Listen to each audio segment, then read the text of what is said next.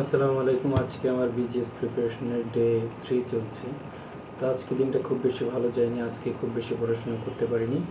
আজকে সকালে উঠে কিছু অঙ্ক-টঙ্ক করছি। তো তারপরে কোর্টে গেলাম। কোর্ট থেকে এসে এখন রাত্র বাজে 10টা। তো কালকে প্রতিশ্রুতি মতে কিছুই খুব একটা পড়া হয়নি।